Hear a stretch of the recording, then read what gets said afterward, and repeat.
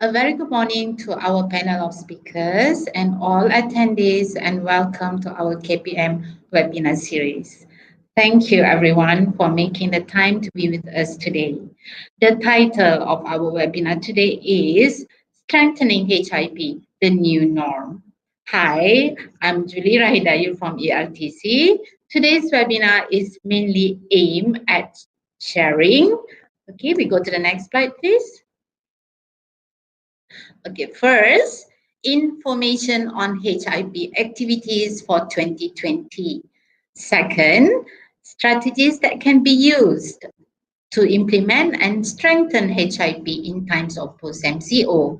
And last one, best practices in implementing HIP in times of post-MCO. Let me now move on to introducing our panel of speakers for today. With us this morning is the Deputy Director of ELTC, Ministry of Education Malaysia, Dr. Kaminderjit Kaur Gucharan Singh, or better known as Dr. Mindy. Good morning, Dr. Mindy. Morning, Julie. How are you? I'm fine. Thank you, Dr. Mindy.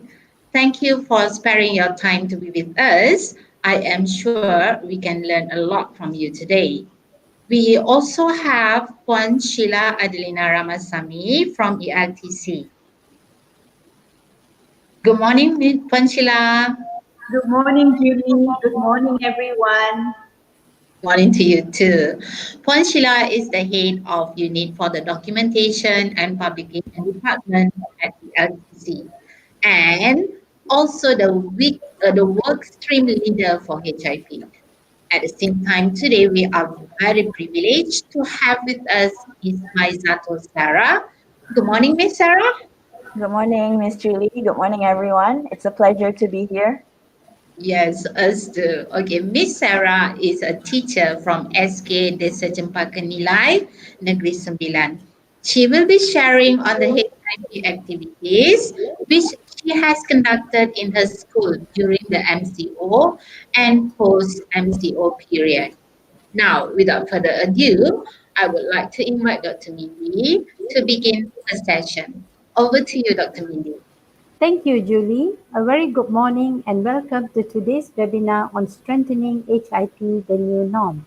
First, I would like to express my appreciation to Bahagian Pendidikan Guru, BSTP and the HIP team at ELTC for this opportunity to speak to everyone. I believe that today's audience includes school heads, teachers, lecturers, and officers from the Ministry of Education divisions, GPNs as well as PPD. A very good morning to all of you. I'm also absolutely very sure that all of you are familiar with the highly immersive program, more popularly known as the HIP. Let me start by giving you a quick overview of the program. On the next slide, you will view that the HIP program started in 2016 in 1,200 schools. In 2017, HIP was scaled up to 5,500 schools, and in 2018 to all 10,000 schools under the Ministry of Education Malaysia. In 2019, HIP was extended to vocational colleges, Form 6 colleges, as well as the 27 teacher training institute nationwide. The main focus of the HIP is, number one, to strengthen the use of the English language among students and teachers.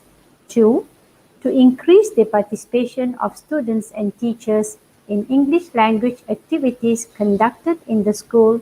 And three, to raise the confidence of students and teachers in the use of the English language. Now on the next slide, I am going to discuss how HIP was being implemented before the movement control order period, and now, in recent times, how we are being challenged to think out of the box in order to continue conducting HIP. Traditionally, HIP was implemented by engaging in face-to-face activities such as in-class activities, out-of-class activities, extra-class activities, and outreach activities.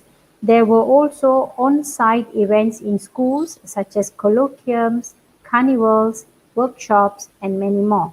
However, when we were hit by the COVID-19 pandemic recently, many questions were raised by teachers and officers alike on how to implement the HIP.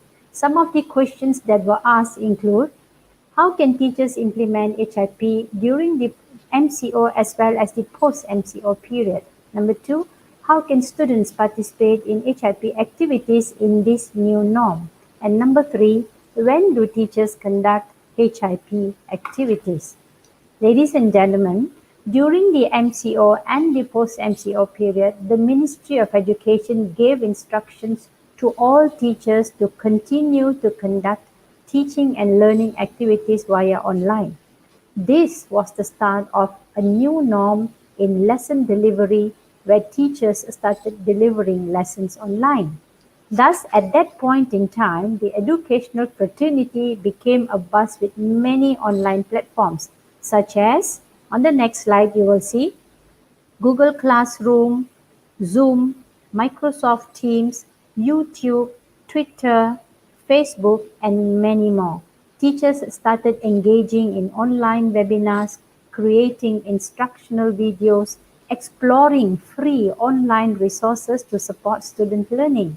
I personally see this as a positive outcome of the pandemic, which got the entire educational fraternity moving towards digitalization of education as well as educational activities for teachers and students. And now, as teachers get accustomed and begin to settle in this new norm of online teaching and learning, we must also begin to turn our attention to the inevitable task of implementing HIP using this new norm. And this is through various online platforms. Now, what we need to remember here is that conducting HIP as an online activity is not the same as conducting HIP as a face-to-face activity. Now, the HIP online activity will need to be an activity that can enhance student motivation. It has to be an activity that will promote language use among students and one that will allow students to explore the language. If the HIP activities become a question of filling in hours or a question of giving students remote worksheets and expecting them to complete these worksheets, then we are missing the point. In order for HIP to take place in the new norm, teachers play a crucial role in creating a highly immersive English language environment via online. Now, as teachers, you may wonder, how can I do this? First, teachers need to think about appropriate times to engage students for these activities. This is because teachers are also conducting teaching and learning through online modes. So you need to find a time where students are able to engage in these activities in many ways. Number two, you got to think about how these activities are going to be conducted. Are you going to do it every day? Are you going to do it weekly? Are you going to do these activities fortnightly, on a monthly basis, or half a yearly? You may want to address the whole class via Google Classroom, or you may divide your class into smaller groups and engage one or two groups on the different days of the week. You may also want to use a synchronous mode of online interactions, or you may want to engage in asynchronous activities via online.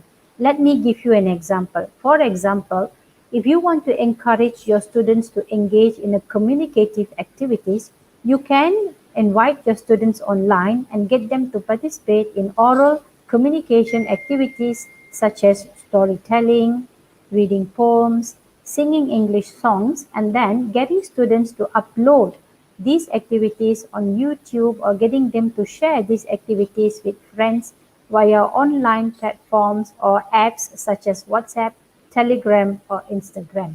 Now, this would be an asynchronous activity.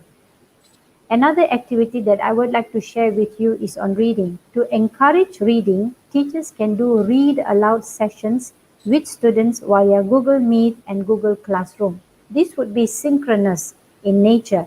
After reading the stories, teachers can then ask students to design story maps, and this can be reviewed by teachers as well as shared with friends and other students.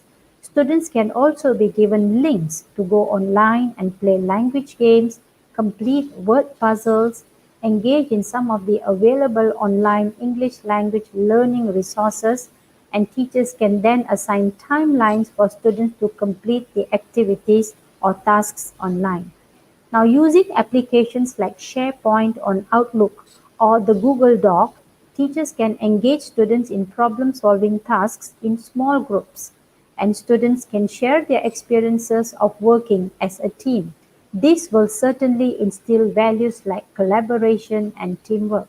Alternately, teachers from nearby schools can meet online and coordinate online debates, elocution contests, as well as public speaking contests for students.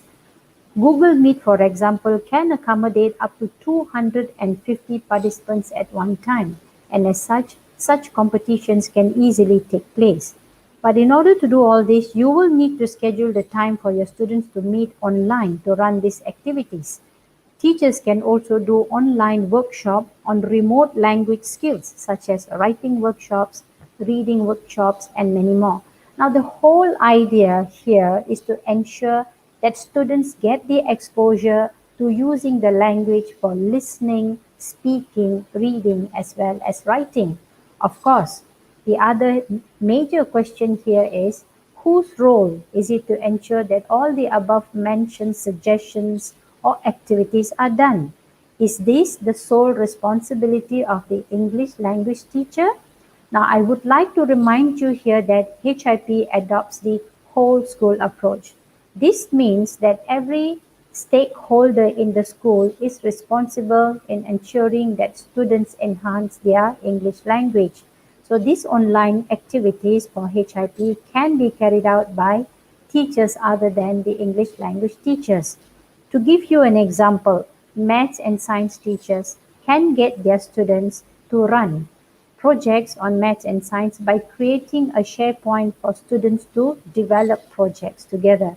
Schools can also identify individual experts from universities as well as the community and agencies and ask these language experts to engage students on online workshops, online language camps in order to encourage communication in the English language. Now, this will also strengthen the outreach component of the HIP. So as you can see, teachers, schools can continue to implement HIP activities. You can continue to implement HIP in your schools. The difference now is that in this new norm, you need to plan on your time, the mode, and to ensure that these activities are delivered via an online platform. You may use the synchronous or the asynchronous mode. And the other question is that teachers need to think about how they can monitor students, how they can provide the right feedback to students, and the entire focus is on strengthening the confidence of students to use the language as well as to encourage them to participate in English language activities. And most importantly, I would like to say here that this is the time for all of us to exhibit our creativity as teachers of the 21st century and to enhance our knowledge in using ICT as a tool in conducting online English language activities for HIP. With that, I would like to pass the webinar back to Julie. Thank you very much. Wow, as I explained by Dr. Mini just now, in spite of not being physically with our students, there are multiple ways on how we can reach our students. Now, let's move on to Puan Sheila. Puan Sheila, could you please explain what are the HIP activities that have been done and are currently done to fit into this new norm? Puan Sheila, over to you. Thank you, Julie. Good morning, everyone. It's indeed a pleasure to be with all of you here this morning. First and foremost, allow me to take this opportunity to thank the organizer of this webinar, Bahagian Pendidikan Guru BPG, as well as BSTP, for giving us ELTC this opportunity to share on HIP. Well, we have heard from Dr. Mindy on how we can move on and strengthen HIP despite these challenging times. And this morning, I'd like to take this time, or allow me to take this time to share with you on the activities that we have restructured, or on the current activities that are being held for HIP. Right, so as you can see in the slide, for the year 2020, there are several activities lined up. And 3 activities have been done, or rather has been completed prior to pandemic COVID-19. So the activities were the coordination workshop with the ELOs and PPD officers, the coordination workshop with vocational college lecturers, and the coordination workshop with IPG lecturers.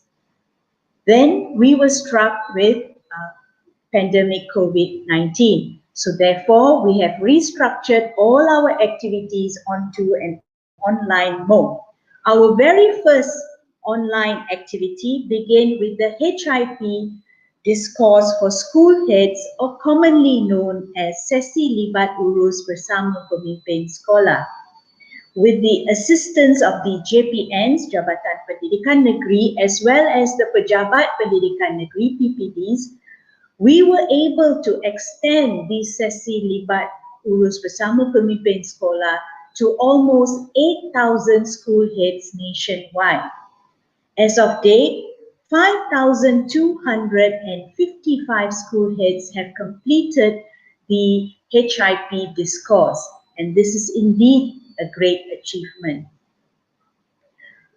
During the discourse, school heads were also exposed to the correct procedure of filling in the online reporting portal, and school heads were provided with sample out-of-class activities that they can share with their teachers to conduct with the students as out-of-class activities. The purpose of this discourse, ladies and gentlemen, was to actually strengthen the role of the school heads in the implementation process of HIP. Moving on, this year we also have the Let's Read activity in conjunction with the National Reading Decade of Malaysia 2020-2030. Can I have the slide, please? Thank you. Similarly, this activity has also been transformed into an online activity. Schools will be equipped with a toolkit consisting of various creative reading activities that can be conducted with teachers as well as students via online. Teachers will be also guided on the different reading strategies that they can employ through the activities that can be done online. A reading sample list will also be provided. The aim of this Let's Read activity is to actually inculcate the love of reading in English among students. And this is part of the out-of-class activity for the year 2020. The third activity is none other than the HIP Mentor Project. Well, as you have heard earlier, the HIP, or the Highly Immersive Program, is a whole school approach, and therefore the community involvement is crucial. This year, we have invited and sought the involvement of retired English language teachers and lecturers to contribute as mentors and provide out-of-class activities to schools. The targeted schools are schools that are at level 1 and 2 of the immersive level. The HIP Mentor Project has just commenced, and retired teachers are being placed in the schools, as mentioned earlier, to render their expertise and time by assisting schools with out-of-class activities. They will be conducting out-of-class activities with the assistance of the HIP coordinator to conduct them with the students in each school. The mentors will also be using online platforms, as mentioned earlier, such as Google Meet, Google Classroom, Padlet, WhatsApp, YouTube, and many other online platforms that the school may have chosen for the students. Last but not least, we also have the HIP guide that is available and downloadable at our website www.eltc.edu.my. This guide is actually meant for all schools, and we have circulated to 10,000 schools last year. This guide that is now available online will guide schools on how to conduct HIP out-of-class activities.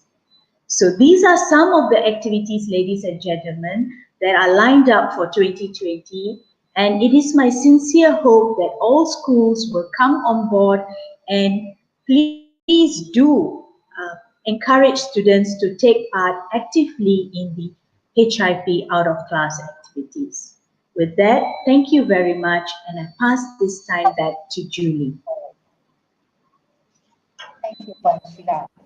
Having heard about the HIP activities that been lined up for 2020, now we would like to invite Miss Sarah to give us a glimpse of the HIP out-of-class activities done throughout MCO and currently being done post-MCO.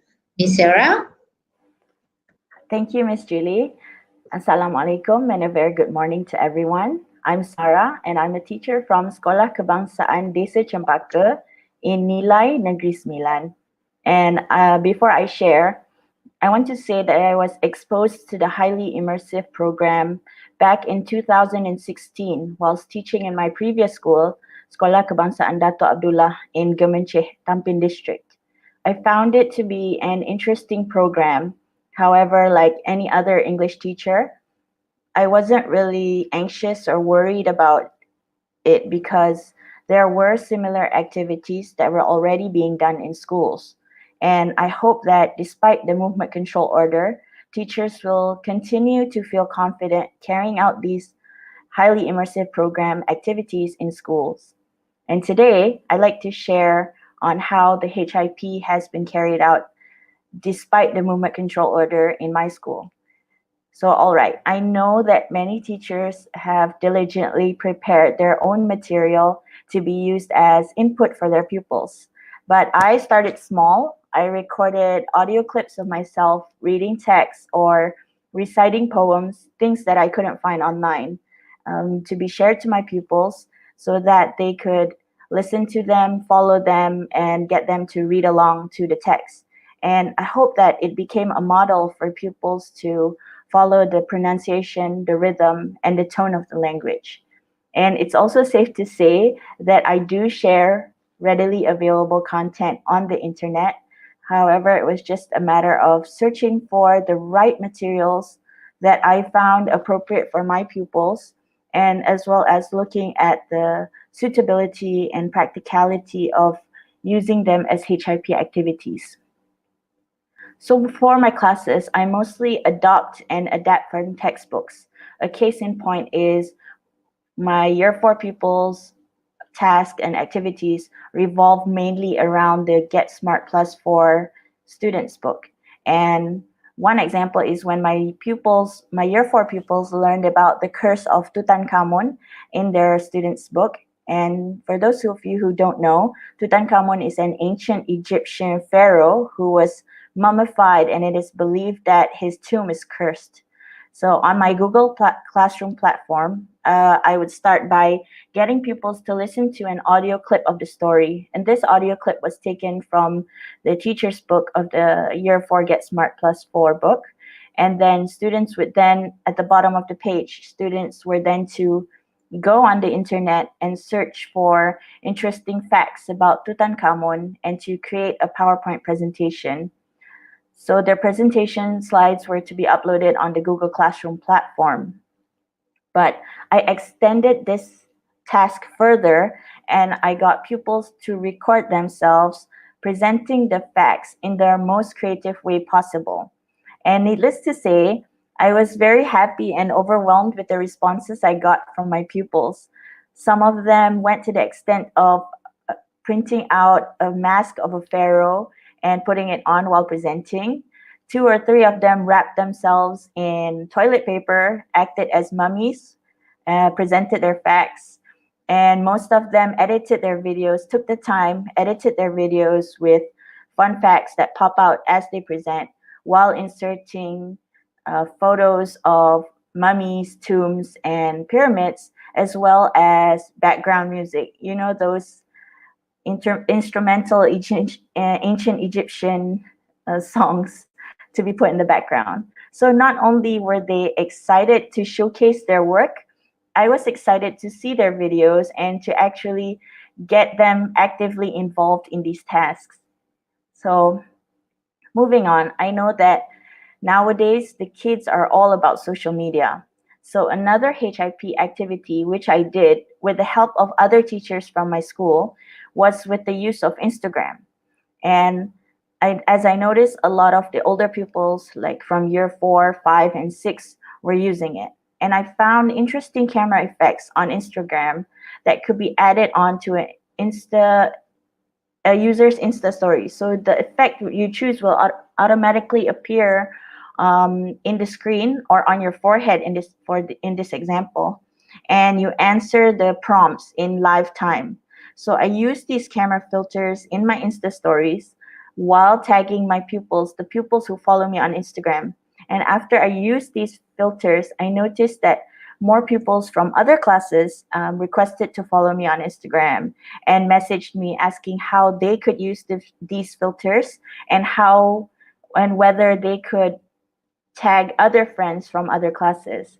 And so here I want to share 2 of the filters I used, which are: number 1 is called the Guess the English Grammar Mistakes quiz, where you find the error made in the sentence given and you correct it before time runs out.